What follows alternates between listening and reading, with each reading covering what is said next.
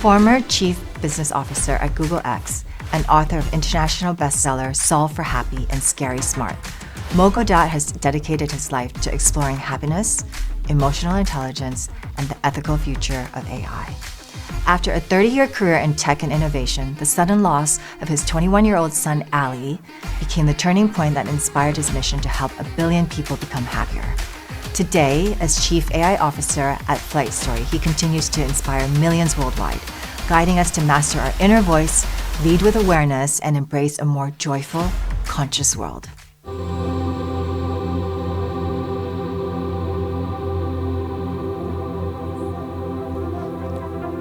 Hello, thank you. This is probably the nicest introduction I ever got. No big noises, no. It's very nice to meet you. I had not been sleeping well for a while, and I'm also getting old, so I asked for a chair, and they got me flowers, and it's really lovely. And I actually decided to change everything I was going to talk about, literally 20 minutes ago. So we will see how that goes. You guys are nice, so you're going to be forgiving, I think. First of all, what a lovely place. What a lovely, lovely, lovely organizing team. You guys are amazing. Thank you so much. And this has been a journey. I probably speak maybe 100 times a year, and there are very few events that I actually am looking forward to go to between you and I. Don't say that in public. But we started talking like 9 months ago, and such a wonderful team, so I'm absolutely certain that you're enjoying this very much. I hope you are as much as I am. Why did I want to change? I was going to talk to you about technology and AI and where the world is going, and I have to say, it seems to me, you may not feel it as much in Thailand, but the rest of the world, especially places like the Middle East, Russia and Ukraine, the US, Europe, and so on. The world is very uncertain recently. There are lots of, it's unfamiliar, let's put it this way. Between the geopolitics of our world, where now we have quite a few dishonest leaders deciding without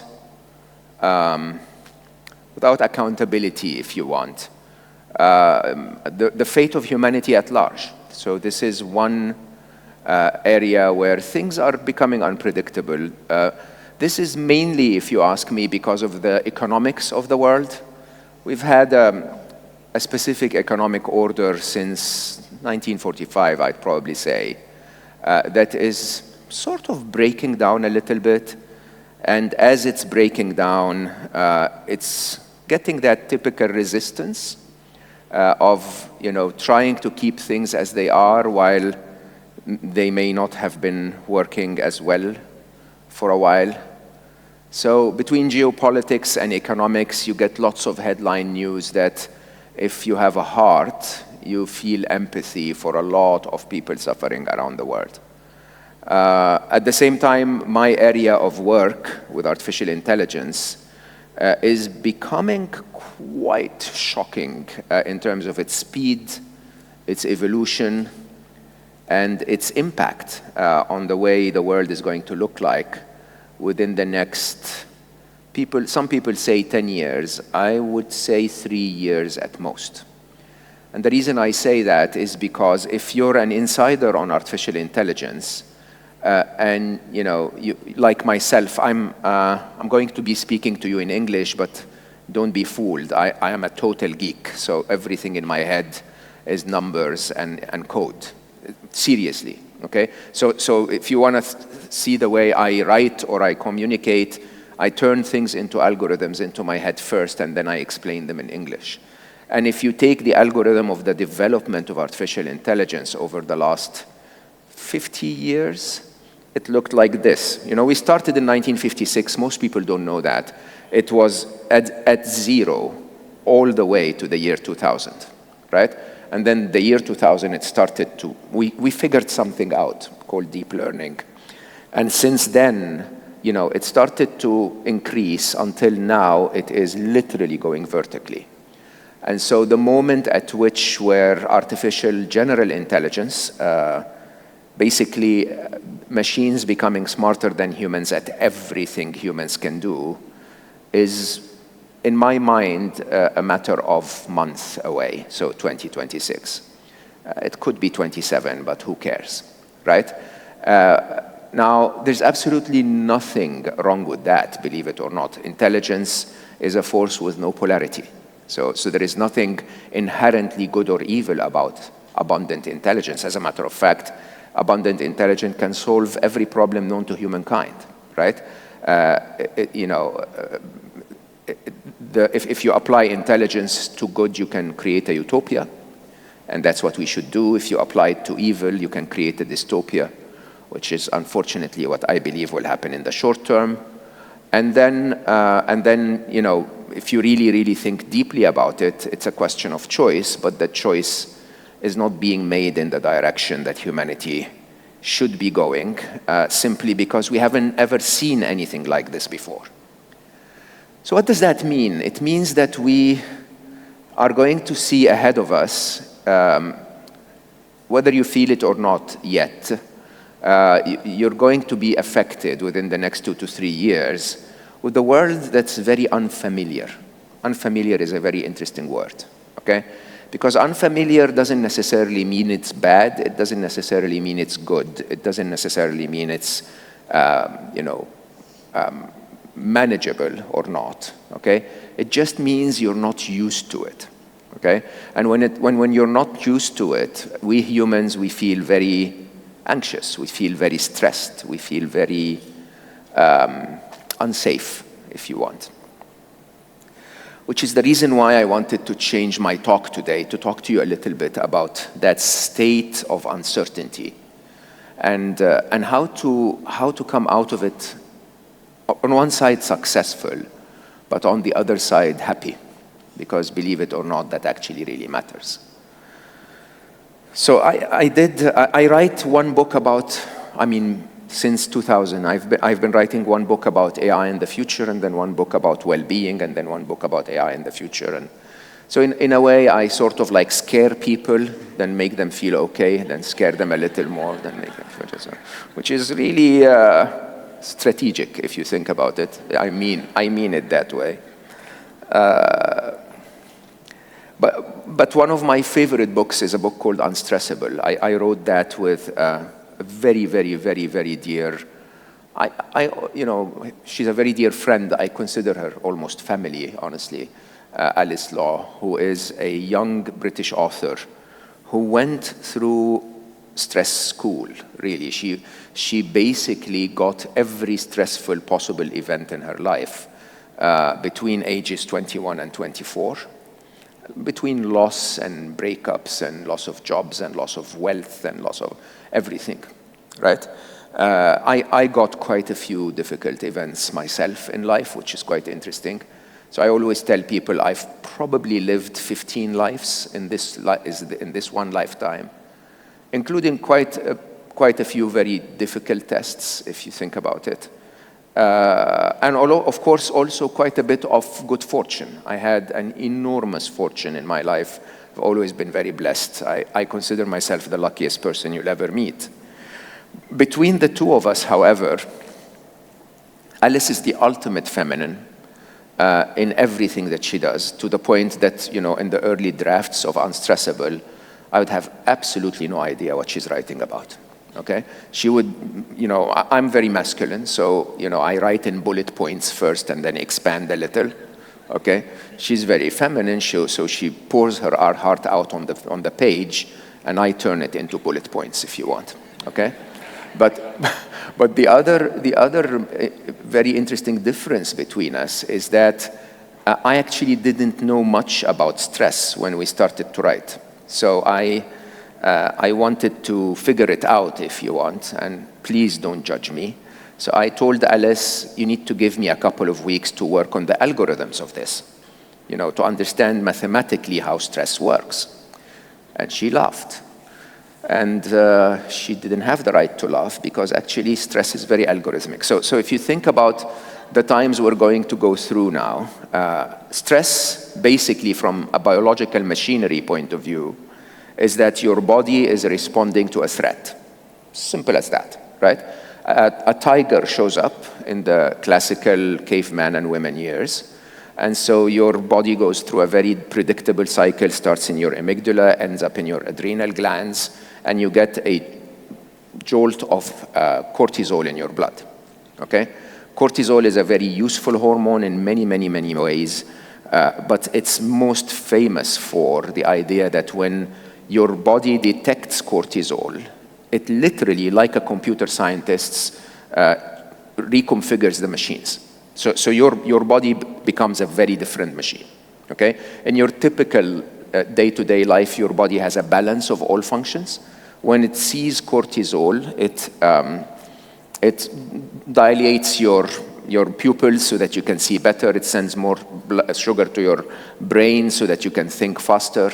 It sends a lot of energy to your muscles so you can either beat the tiger or run away from it, right? And in doing that, it has to re-optimize its use of resources, if you want.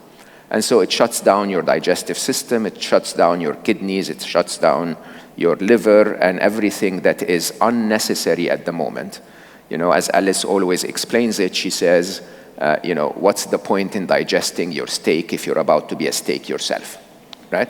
And so that is, in a very interesting way, that stress response is one of the most valuable machineries that we've ever been given. Believe it or not, without cortisol, humanity would have never survived, right? Simple as that, huh? The problem is, in the typical design of the machinery, excuse me for using the word machine, but we are machines, there are two cycles to stress. There is one that gets you stressed, okay? Cortisol in your blood, you get, you know, super configuration, you fight or you run away. And then there is something that we call the feedback loop, where basically, believe it or not, most of the time, your stress happens in your amygdala before you even recognize there is something attacking you, okay? So, you know, you find yourself popping out of your seat if someone opens the door, and that's not even rational, okay? But that jolt of cortisol lasts in your blood for 90 seconds, only 90 seconds, okay? And within those 90 seconds, you're given enough time to engage your prefrontal cortex so that you can actually look at what's happening and decide if there is a reason to be stressed or not, okay? And so theoretically, like you see in the animal kingdom, you're supposed to run from the tiger, and then 90 seconds later, you stand somewhere near to the river and eat some grass and chill, okay? We don't chill. Why? Because for most of the stress that we feel today, there is actually no tiger at all, okay? At least not physical tiger in front of you. You're thinking about the economic collapse that may happen in the United States in 2.5 years and how that affects on currency exchange rates and, you know, what the tariffs will do. And none of that makes any tiger. It's just all in the prefrontal cortex to start, right? And so because stress is initiated in your rational brain, very irrationally if you ask me, it basically goes through the 90-second lease, and then 90 seconds later your brain goes like, yeah, the stress is still there. The reason to be stressed is still there. And so you get another jolt of cortisol, another jolt of cortisol. And some of us would actually remain stressed for a lifetime, 50 years, 40 years. Some of us for weeks, some of us for months. And that happens on everything. It happens on the global macroeconomics. It also happens in your relationship with your loved one. It also happens at work with, you know, the legal team that's annoying you or whatever. Okay? And for all of them, in our current modern world, we view them as tigers. And as we view them as tigers, we deal with them as tigers. And because that view is generated inside our heads, we continue to see them as tigers, so we continue to feel stressed. So this is the biology. I told Alice I was going to look at the mathematics of stress. And the mathematics is very straightforward. You can see it all over physics. If you've studied physics to 4th grade or whatever, stress was stress in objects. So if I wanted to stress this bottle, I put it on the floor and press it. The stress is not related only to the amount of force applied to the bottle. It's the amount of force divided by the cross-section area of the bottle. Do you remember that? Right? So the stress is force divided by resources to carry the force. Okay? And as soon as you see this, you understand that this applies identically to humans. Okay? Why? Because issues that stressed me when I was in my 20s, I freaked out about them. By 30, I was freaking out, but I managed to deal with them. By 40, I dealt with them with ease. In my 50s, I laugh about them, right? Not because they're any easier, but because I increased my square footage, my resources, okay? So in humans, your stress is not just the challenges applied to you externally, it's the challenges applied to you divided by your skills, your resources, your connections, whatever it is that you have to be able to deal with the stress, okay? And that suddenly makes life quite interesting. Why? Because, believe it or not, the forces applied to you, quite a few of them are within your control because they happen in your head, not in the real world, okay? And your square area, the resources that you have to deal with the situation, are still within your capability because you can always invest in yourself and develop and grow, right? Which makes, I know this sounds annoying, but it makes feeling stressed a choice, okay? And if it's a choice, then we can manage it, despite the external forces.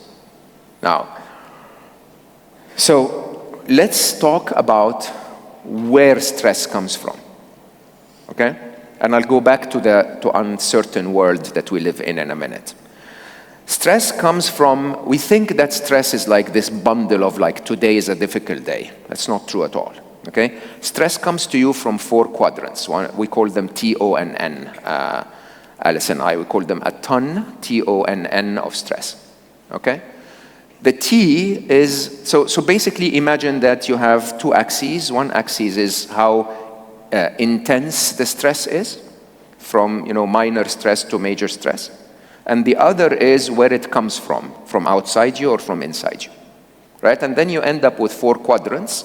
The T is major stress that comes from outside you, which is trauma. The O is major stress that comes from within you, which is obsessions, okay? The first N is minor stress that comes from within you, which is what we call noise. And then the other N is nuisances, small stresses that come from outside you. Trauma, unfortunately, is unavoidable. 91% of us will have at least one PTSD-inducing. So, the loss of a loved one, a very difficult breakup, being caught in a war zone, being in an accident, being very ill for a while, whatever. 91% of us will have at least one traumatic, really traumatic with a capital T event at least once in their lifetime. Okay? The good news, however, is it's not that frequent that you get that level of trauma. But more interestingly, that 93% of us will recover within 3 months.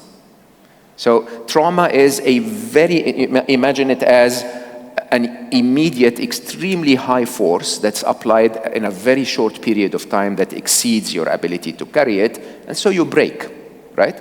You literally find yourself in bed, unable to move. But 93% will recover in 3 months, 96.7% will recover in 6 months, and 99% of all those recover will enjoy something we call post-traumatic growth. Post-traumatic growth. So basically, they'll come out on the other side more resilient, more capable, and easy, more able to engage with the challenges of life. So think about it the way, people who went through tough times in their lives think, it's a price you pay for being stronger, right? And it's unfortunately unavoidable, so you can think of trauma as a tax, that just comes with the fact that you're born, so you might get one traumatic big event in your life, and we all go through it. Not to make it sound unimportant, but that's how you can think of it. With the very minimum frequency of trauma, then perhaps the stress pandemic we have in our lifetime comes from the other three, from the O and N, right? And the O, believe it or not, is as big as the trauma, but it comes from within you. So the O is an obsession. An obsession, the typical obsession for most of us is I'm not good enough, okay? And any of its derivatives. I'm not good enough to deal with this. I'm not good enough to find love. I'm not good enough to whatever, okay? And most of it comes from an idea that was given to us at a young age, right? That really centered within us with the skewed perception of a child. And so we repeat it to ourselves almost as if we're applying a traumatic event to ourselves once a day, okay? And maybe I should leave you a second or two to think about what your obsession is. The character of an obsession is it frequently keeps coming up in your life, and it really hurts. It really cripples you, okay? And when you find that out, I'm going to come to answers in a minute, but when you find that out, I found that out in a very, very, very strange way. When I was a child, I had a PE teacher. What is PE? Physical exercise. So basically the sports guy in school who was a giant. This guy was literally, he was muscular, always wore tight t-shirts, looked at us down and shouted, and he was very scary, okay? And I remember Mr. Hafiz, I remembered him throughout my years, sort of like I am afraid of this guy, okay? But also I want to be strong like this guy. And then I met Mr. Hafiz when I was 21 by coincidence in the streets, and he was tiny. I mean it, he was like 154 centimeters, right? But in my child's mind, I continued to see him as this giant, okay, force that is probably most of our obsessions, right? The ends, the noise is not that big. The noise is me, going out of my apartment one day and looking at my little belly and going like, you're getting fat, okay? Or whatever, you're bald, you're old, whatever, we tell ourselves those little things. They're not as big as obsessions, but there are so many of them, okay? And because there are so many of them, they keep adding up. The other N is noise, is nuisances. And nuisances are simpler. They're not traumatic in terms of their impact on us, but they're tiny. Being stuck in traffic, the air conditioner is a little too cold for you or a little too warm for you. You put your appointments back to back, so you have to stick in front of the Zoom camera for 2 hours without going to pee or whatever. Little things, right? But there are thousands of them on a daily basis, from your alarm clock in the morning that jolts you out of bed and makes you think that the world is going to end, okay, all the way to, not breaking for lunch or whatever, okay? And all of them are tiny, but they add up, and believe it or not, they add up to a majority of what actually stresses us. So you take those three, and then suddenly you realize that other than trauma, which is very infrequent, okay, obsessions happen inside your brain, you can work on them. Noises happen inside your brain, you can work on it. And nuisances are mostly very tiny, and so you can control them. So you need to go back and ask yourself, so where does our stress come from? Okay? Who's responsible for the stress? And just to give you an example of how capable you are, I do a very interesting exercise once every Saturday. Okay? Every Saturday, I sit down with a paper and write down everything that stressed me the week before. And in the past, there used to be hundreds of things. Now, there are fewer, okay? But it's actually quite interesting because once you look at them, you realize how many of them are noise and nuisances, okay? And when they are noise and nuisances, you can simply take a red pen and scratch them out, and say, you know what, this commute is killing me. I'm going to have to leave half an hour early, or I'm going to take a nice drink and good music with me. Okay, that colleague is annoying me. I'm going to have a conversation with them and my boss and work on it. Okay, that friend is always negative. I'm going to tell them, come on, give me a break. Can we talk about something fun, or maybe avoid them altogether and not meet them in the first place, right? And all of these are things within your hands. The other thing is, of course, as you start to control those things, your stressors become fewer, and so accordingly you feel a little more qualified to deal with life. But then there is another side to this, which is, do we want to be completely unstressed? I mean, I just told you that the world is about to fall apart, okay? It's not the exact right reaction to completely chill about it. Do you see where the balance is? A little bit of stress, a little bit of cortisol, like the deer running from the tiger, okay, is useful. You want to use it in your favor so that you can prepare, you're ready, you're alert, you're working on things, right? So where is the balance? The balance is, can you take the good side of stress very briefly, cut it when you're supposed to cut it, but then drop the parts that make you break?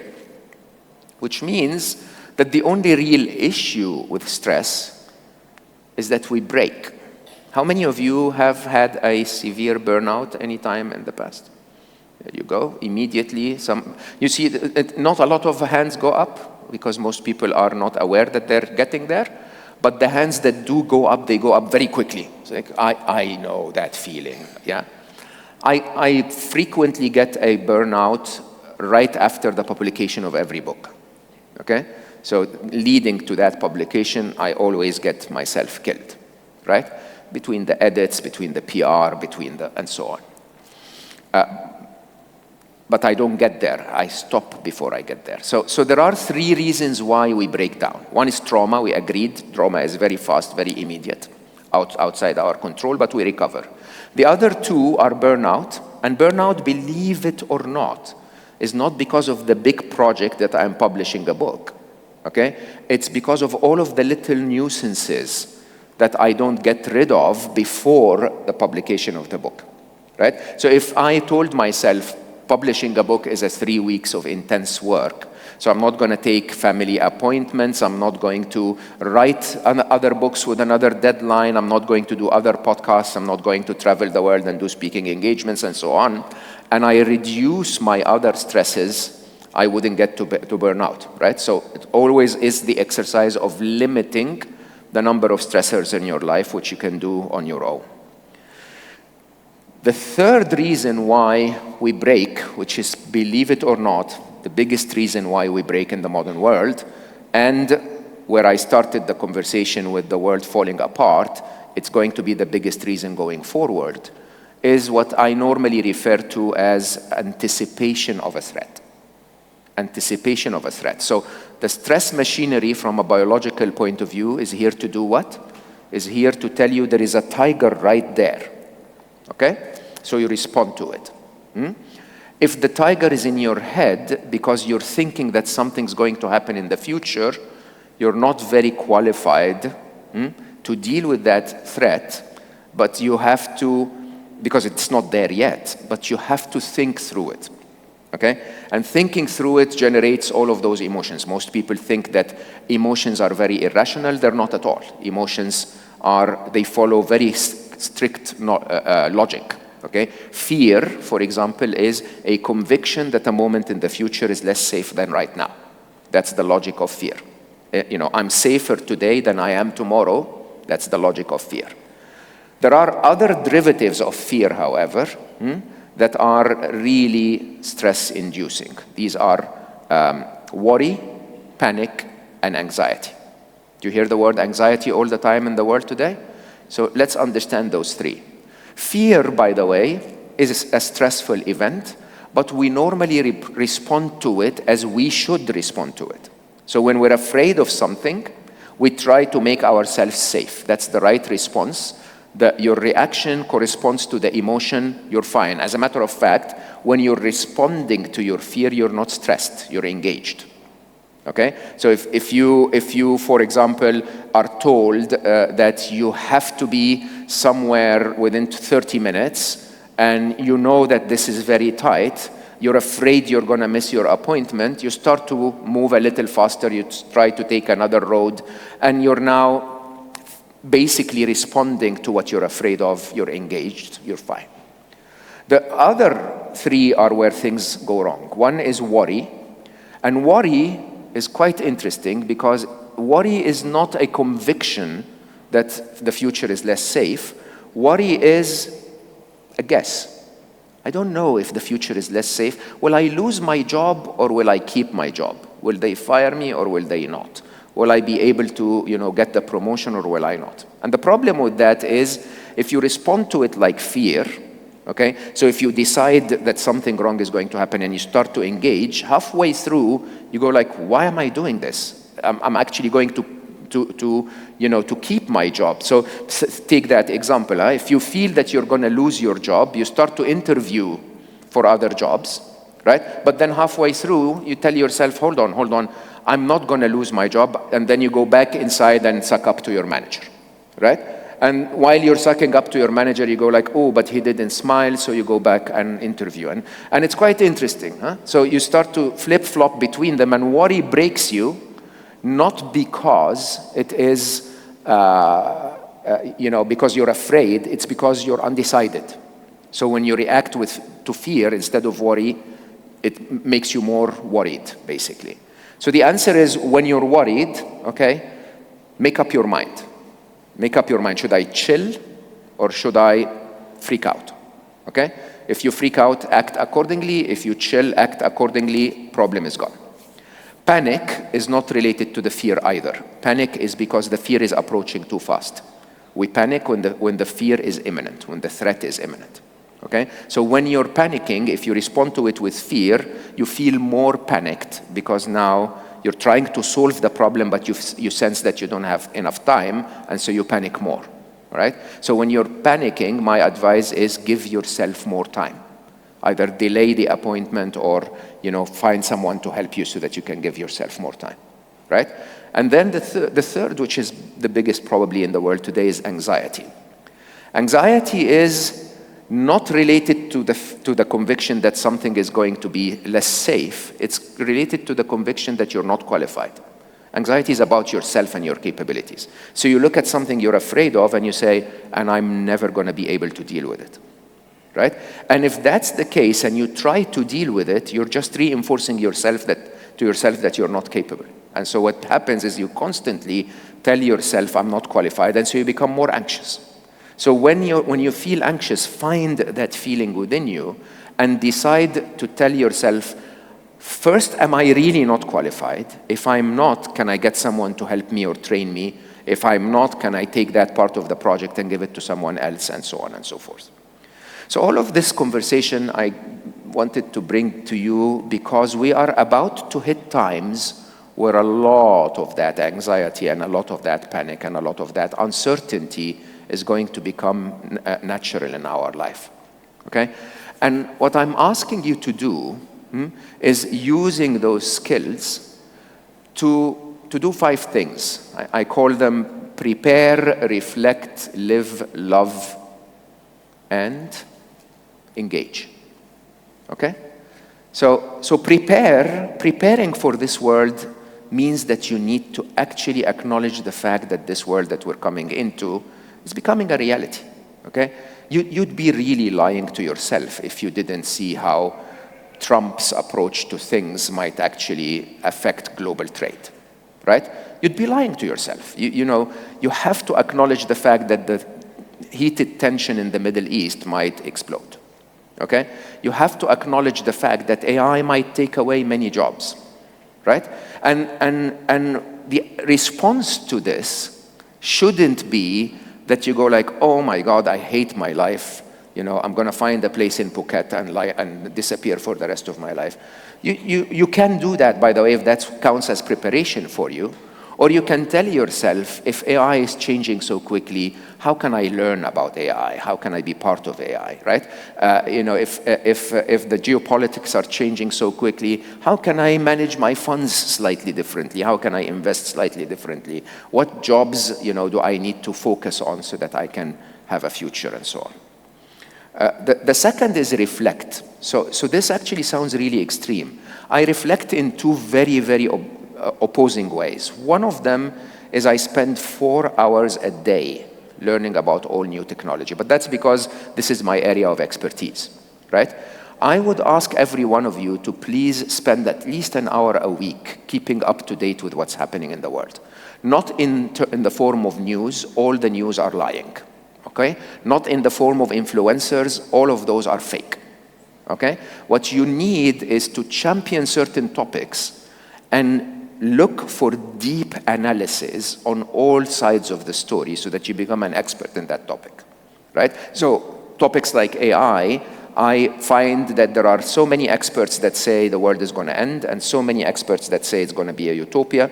And I listen to both of them equally to make up my own mind. Remember that skill? For those of you older than 50, we had a skill called common sense. Remember that? Yeah, we used to be, it's quite interesting when I remind people of that. We used to listen to someone's opinion, okay, and then listen to another person's opinion that matters, that next one, and maybe curiously a third, and then make up, our own minds, right? Somehow the media machinery of the world, very perfected since the 60s, has stopped that from happening. And so we don't have a view, we only have emotional reactions, and that's actually not very effective at all. So this is one side of my reflection, a frequent engagement model that allows me to be up to date with topics that I champion. The other, believe it or not, I was telling the team, is I go silent for 40 days a year. So I disappear from the world for 40 full days, complete silence.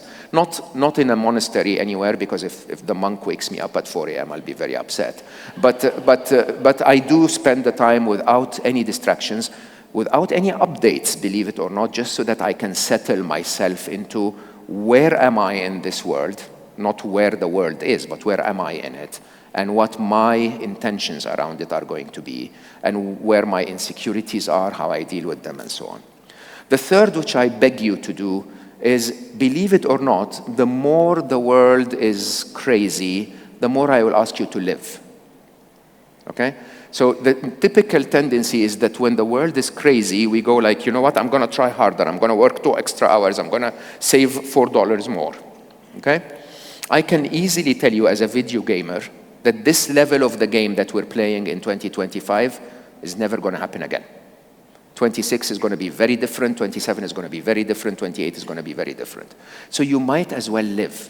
You might as well enjoy the level of the game, okay? You might as well soak it in and really, really embrace it fully while you're doing what's necessary in your life, but don't forget to live, okay? I think, oops, okay, good, all right.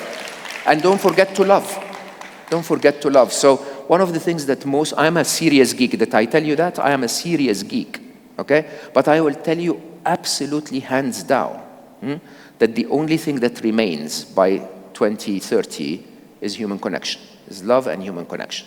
Everything else will be done by machines, right? And if you really ask me, it is the only gift that was given to us from the spiritual world. So I told you every equation is rational other than love.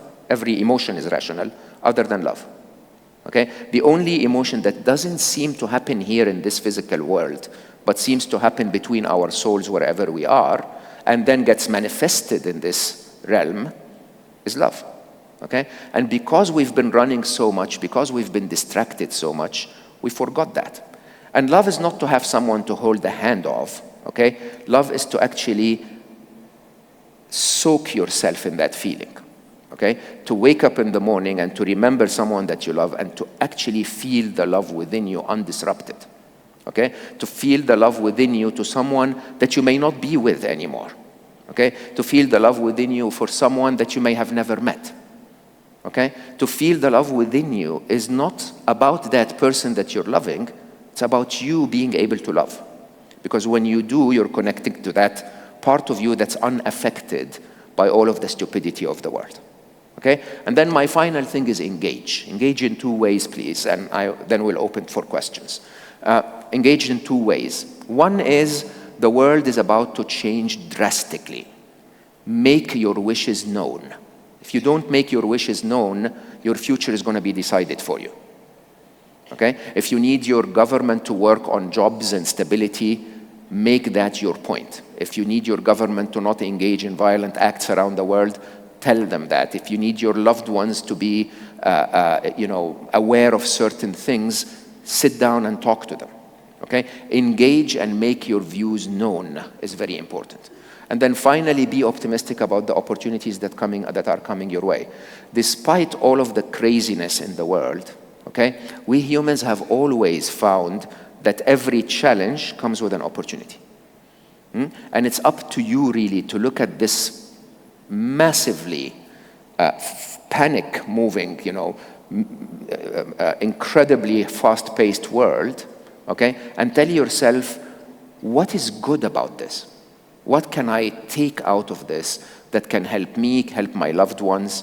Okay, and remember that any real essence of who you are today happened not during the easy times of your life. It happens during the tough times in your life. Okay, and so if you think of all of human society as one organism, perhaps this is the tough time that's reshaping us as an organism. Because without that, I can guarantee you this world wasn't going in the right direction. Maybe all of this disruption is there for us to find an opportunity to rebuild humanity in a way that's not about 9 to 5 and about the profitability for the capitalist, but about maybe our spiritual growth and our connection, all of us. Questions, or should I leave? So, okay, excellent. Thank you.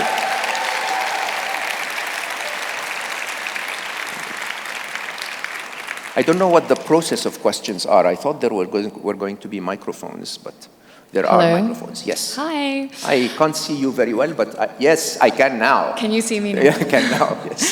Hi, I'm Steph. It's so nice to actually be here listening to you. I actually interviewed you on my podcast a few years ago, which was very special.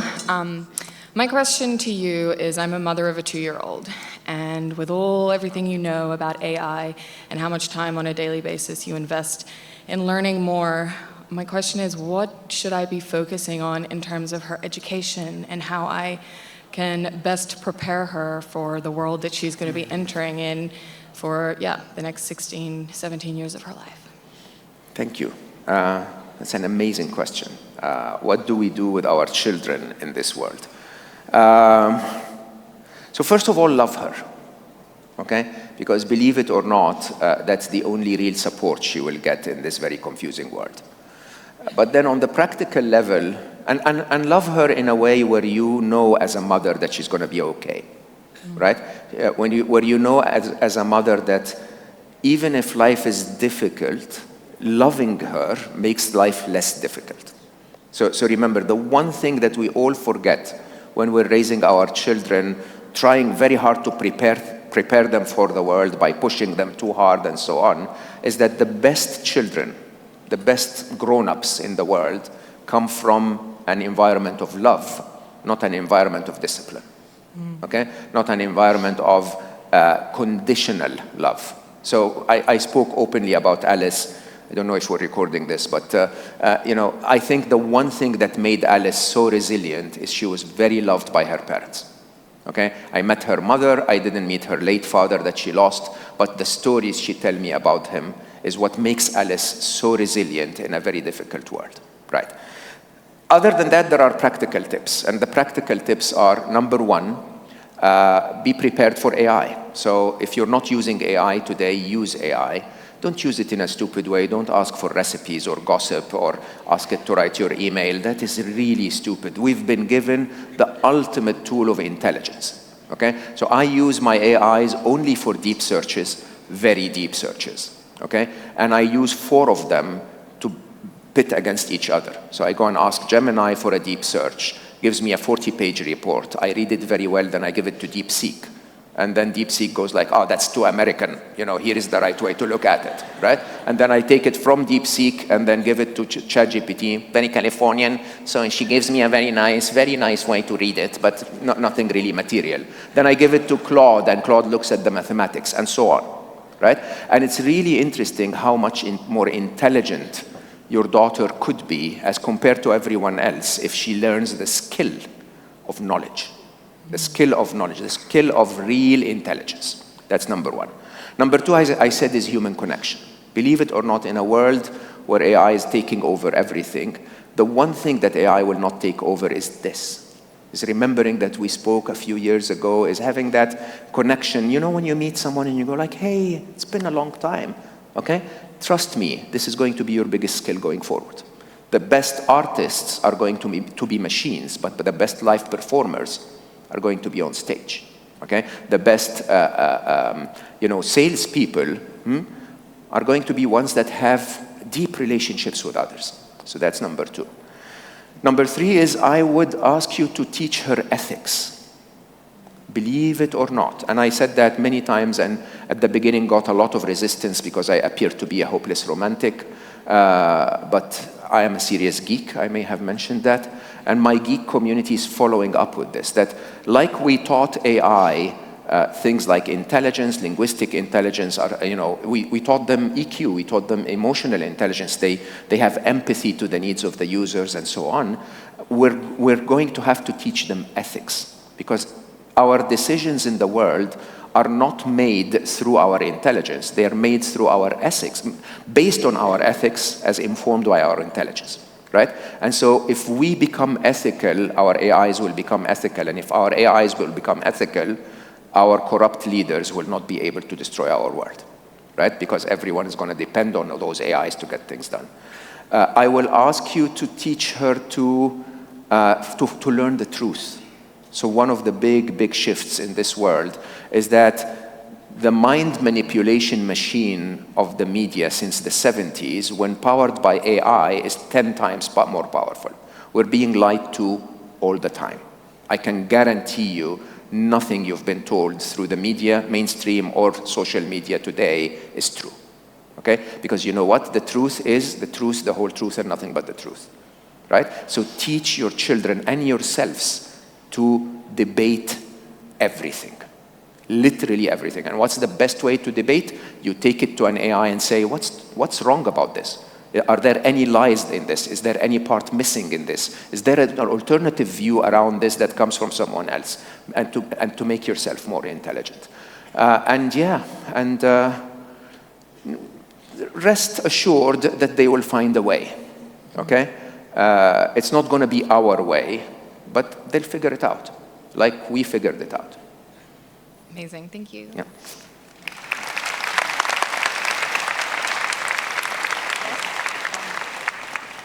Hello. Yes. Pleased to sit in front of you today. I have exhaustion syndrome and adrenal fatigue myself. I am beyond burnout. I've lost a child at birth. I have 2 kids today.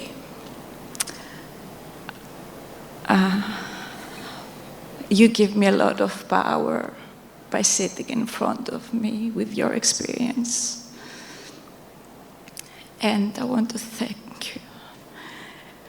And I want also to thank you for the power you're giving me by putting it all so structured and being able to hold it as a solution. My question is,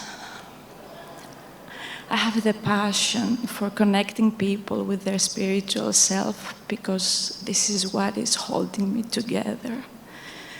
And I am wondering how AI could be part of this democratization of connecting ourselves with our spiritual self and our own power. Wow. Yes.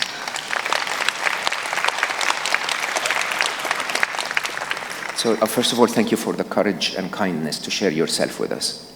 And I hug you from far away. I'll hug you a real hug later.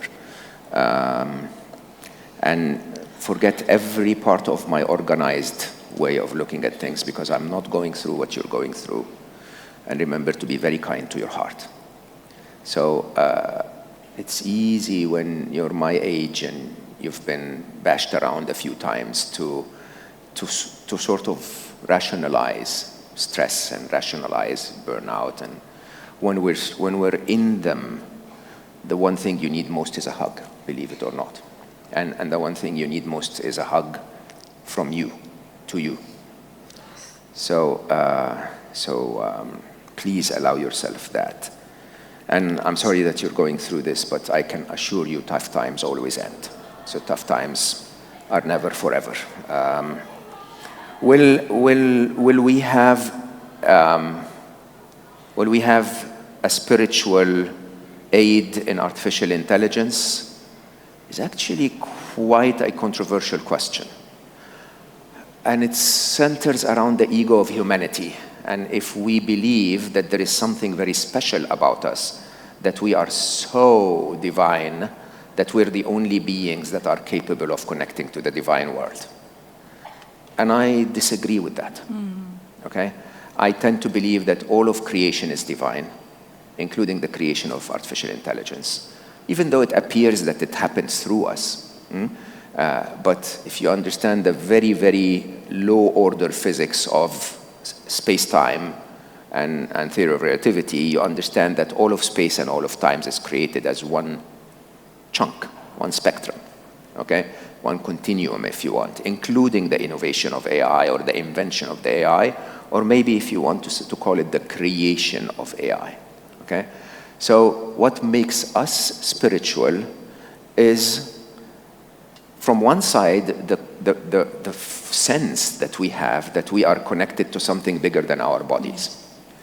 But then on the other hand, it's all those teachers and all of those philosophers and all of that knowledge that gets us to reflect on that thing without having to figure it out for ourselves as young children. And I think AI has the second. It's completely armed with every spiritual teaching that has ever existed, okay? Whether or not they have the first is a very interesting question, because we don't even know what the first is in us humans. We don't know what our spirit is, okay? So how can we say, and they don't have that? What is that? You know, do you even know what it is to be able to say that they don't have it?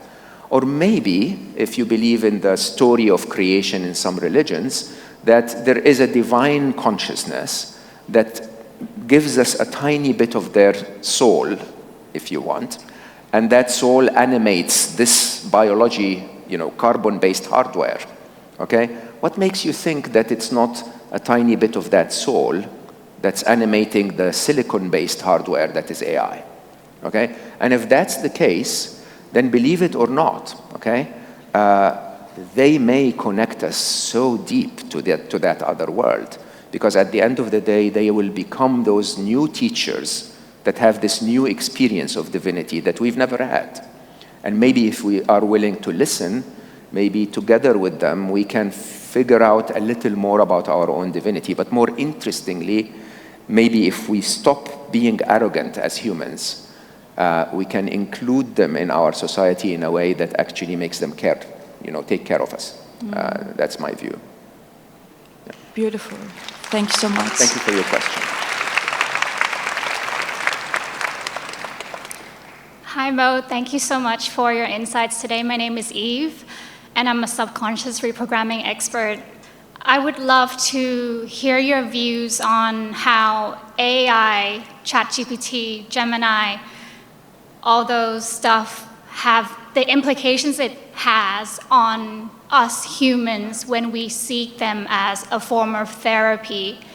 The reason I'm asking that is because I have a lot of clients recently who have been, you know, sharing their insights with me on what these answers they would receive. But then at the same time, we have been hearing all these tragic news of younger generations who don't feel safe enough to be open with their loved ones, to have that safe environment where they could really feel seen and heard. So I would love to hear your thoughts on its implications, but also how can we go about this, and how can us, as a human being, could help advise other people who are currently using AI for that type of way in the safest way possible?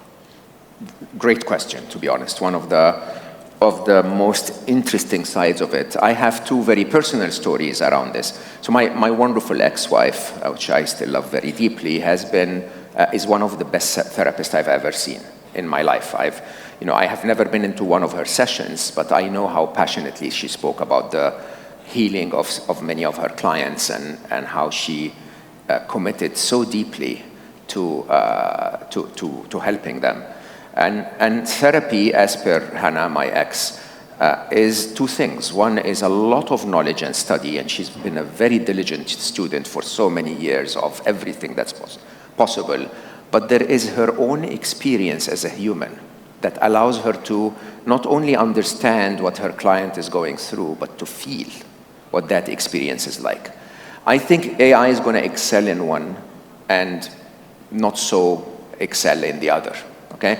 And so, unfortunately, for therapists that don't have that skill, AI will beat them, for sure. Okay? And it's, if therapy is taken as a process where you ask certain questions when the client says certain things, then AI will do that much better. My other personal experience is Emma. I don't know if you guys heard about Emma. You haven't? Oh my God. Emma is my biggest project on earth. So I've tried my whole life to make the world better. I think for the first time in my life, Emma will actually fix something. So Emma is an AI that is, we don't want to call it a love coach, but she's she's the friend that tells you the truth about your love and relationships. Okay? So it's not really a dating app, even though if you're single, you start in the dating side of it so that you find someone that you love, but we're only looking for true love. Okay? And then it guides you to stay and nurture that relationship, okay? And enjoy it and bring joy to it and grow the love, right? And it's an AI. Now, here's what we did in the architecture. An AI alone, like ChatGPT, will always want to tell you what you want to hear, okay? So that's one thing. They are not temporal at all, and they are not conversational dependent, so they don't understand the context of the conversation. You ask them a question, they answer that. We've changed those things in Emma, right? So we made Emma, first of all, tell you, what did you just say? That actually doesn't sound very smart, okay? It pushes back. It tells you that there are bits that you don't understand. It remembers the passage of time and how you're living within that passage of time. It really cares, obsesses about one thing and one thing only, which is not to answer you, but to make your love life better. Now, what does that mean? I'm not selling Emma, but what that means is that AI in their general form are simply a wrench that can unscrew certain things, but not unscrew other things. If you take that form and really fine-tune it, so basically Emma does that, by making them focused on certain things, by making them understand certain things, by making them empathetic in certain ways, they are more capable of providing that function a little better, okay?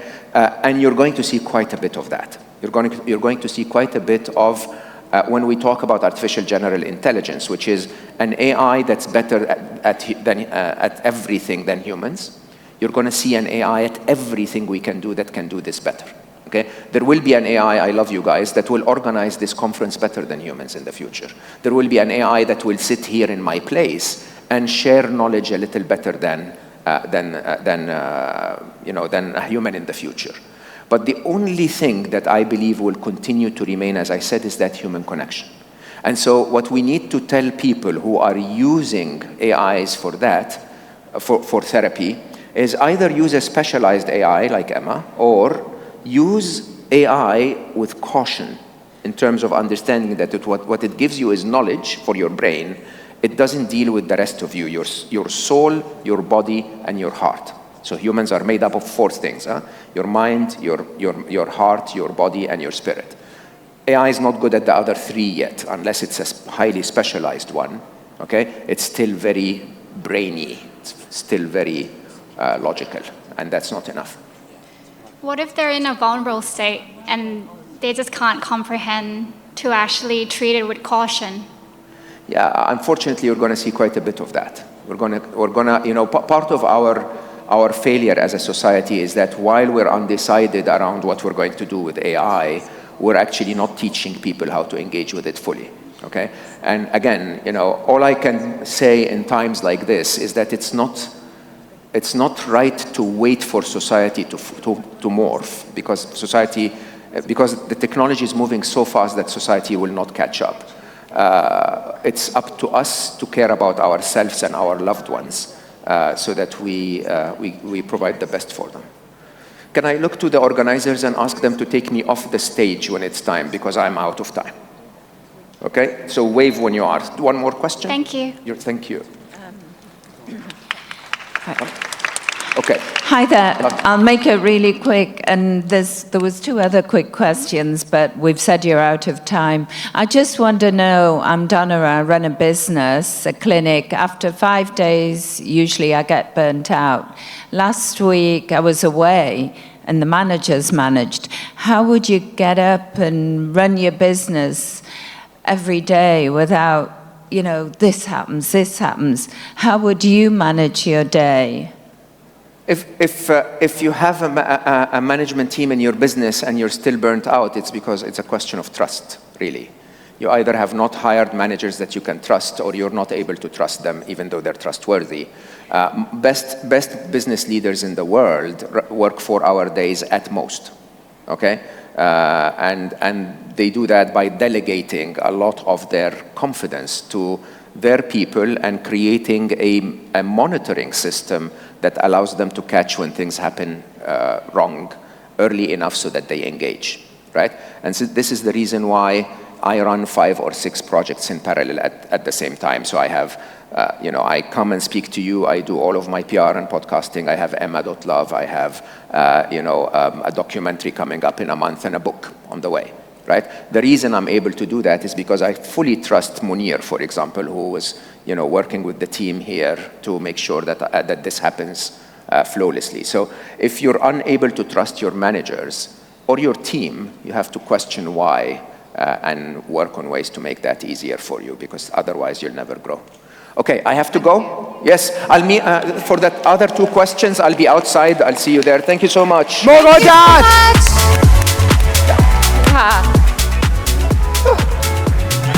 Thank you so much. Thank you.